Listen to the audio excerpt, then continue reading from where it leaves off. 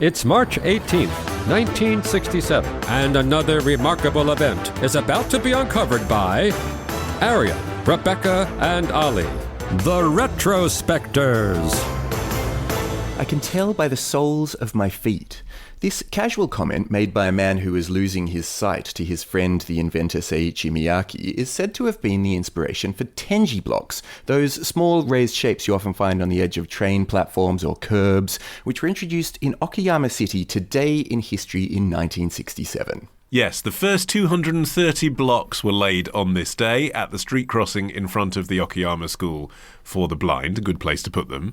And it was a sort of proof of concept, I suppose, of this idea of basically Braille for your feet, which is kind of amazing because it's 140 years after Louis Braille invented the Braille reading system by the time we get to this day.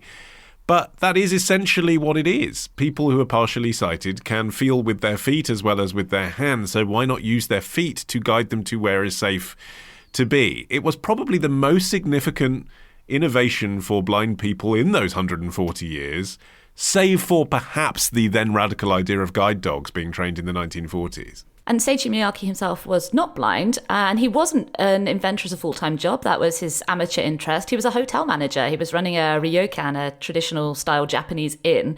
But he also, he tinkered with things in his spare time. And in the mid-1960s, what he was actually trying to invent was something that would prevent snow from settling on number plates. I assume because in his capacity as hotel manager, he was interested in the guests' cars.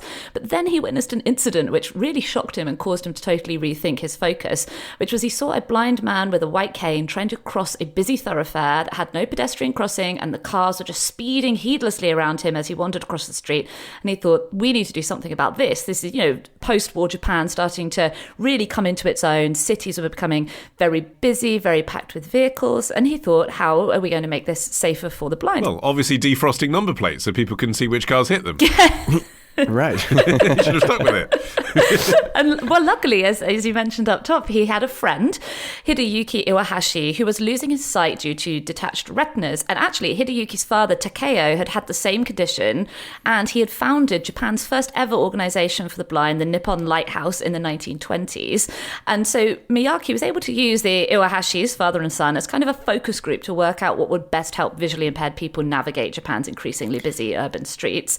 And Hideyuki said he could feel different textures of ground under the soles of his shoes, and this made Miyake think of Braille, which the Japanese form of Braille is called Tenji, hence the Tenji block. So he started working with his younger brother Saburo to design a system of paving blocks using raised dots to aid visually impaired pedestrians. Yeah, and despite its genius, its obvious immediate application, his idea originally wasn't picked up, and he had to invest his own money to donate Tenji blocks to local government and then follow up to tout their usefulness. But in the first couple of years, he didn't receive any orders at all. The tide only started to turn in 1970 when the blocks were installed in roads and stations in big cities that had undergone urban development like Tokyo and Osaka, and the blocks then gradually began to spread nationwide. But Miyake himself was quite unwell by the time his idea really began rolling out, and he actually died in 1982 before managing to see his idea get rolled out worldwide the way it has been. Yeah, I mean, it wasn't until the 90s that I saw these in the UK. But he did get to see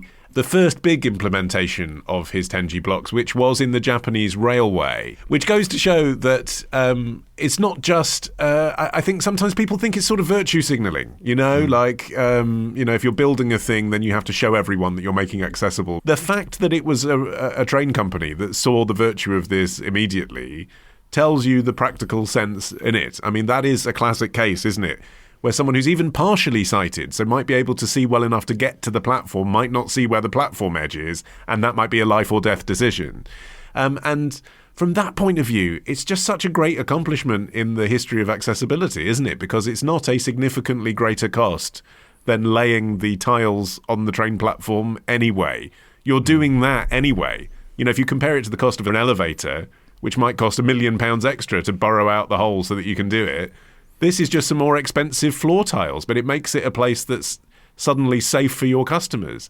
Yeah, it's appealing to that commercial interest first, because in the example that inspired Miyake, seeing a blind man trying to cross the road, it could easily have been dismissed at the time of, well, he should have crossed more carefully, he should have asked somebody to help him. That's nobody's fault. That's just something that's just happened. Whereas when you're talking about a rail station, of course the train company doesn't want to be associated with a story about, this poor person who fell off the platform and was hit by a train.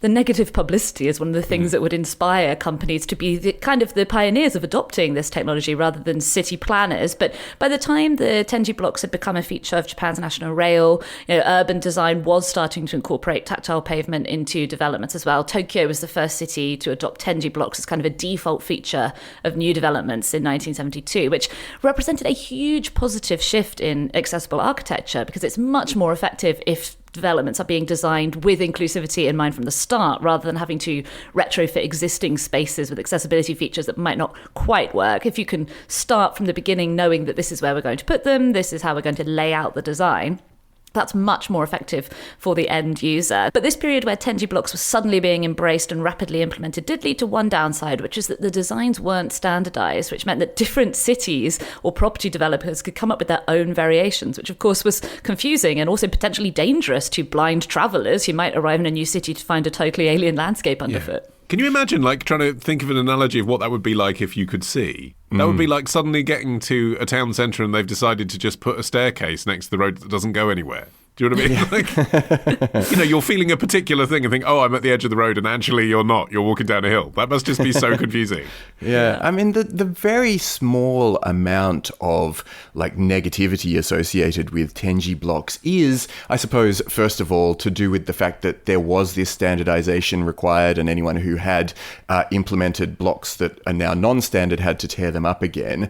But also the idea that one of the big ways that you can improve a city for visually impaired people is to just fix pavements in the first place and make them better, and rather than just ripping up all the roads, if you're not doing a city where you're starting from scratch but you're actually trying to retrofit a whole city, that money would be better spent just making the roads more even and easier to navigate in that way. But I think, if there's no sort of limitation of cost, everyone agrees that making a city more accessible for visually impaired people is a good thing, and that's why you started to see this happening all over the world. And Tenji blocks appearing in the US in the 1990s in response to the Americans with Disabilities Act. The UK, Australia and Canada have also embraced tactile pavements in their cities. It happened in Australia during the 2000 Olympics in Sydney, actually, where the city just had suddenly this enormous amount of cash to splash and was anticipating lots of visitors.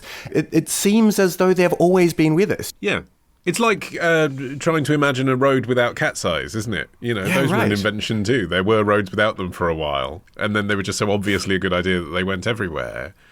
And actually, it's so universal now around the world that many Japanese people apparently don't realise that it was a Japanese invention. And yet there are proportionally many more Tenji blocks in Japan than in countries like the UK and the United States. Because looking online at some of the photos of Japan and the way they've really embraced this technology, it might seem normal to the people who live there, but tourists take photos and upload them online because it seems unusual to them, because they have them not just on high streets, not just at train platforms, but also inside buildings, like at shopping malls, guiding your way to the top of staircases. All large buildings in Japan, like hospitals, schools, department stores, are required to include Tenji blocks around potential hazards, particularly like stairs and escalators, and also to guide users kind of along safe routes. But it's funny to think that we're all kind of agreeing that this feels like an innate, natural thing to be on the pavement, and yet it was invented. But, it's still the case that there are inventions now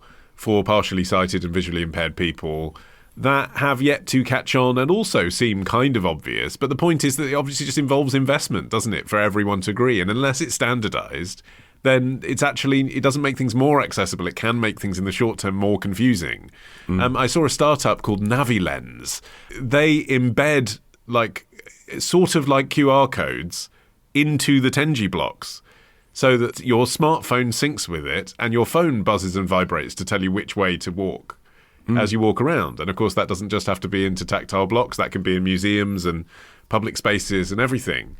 And it's an obvious kind of next step forward, isn't it? Most people have smartphones in their pocket, particularly visually impaired people who use them for a variety of supportive things.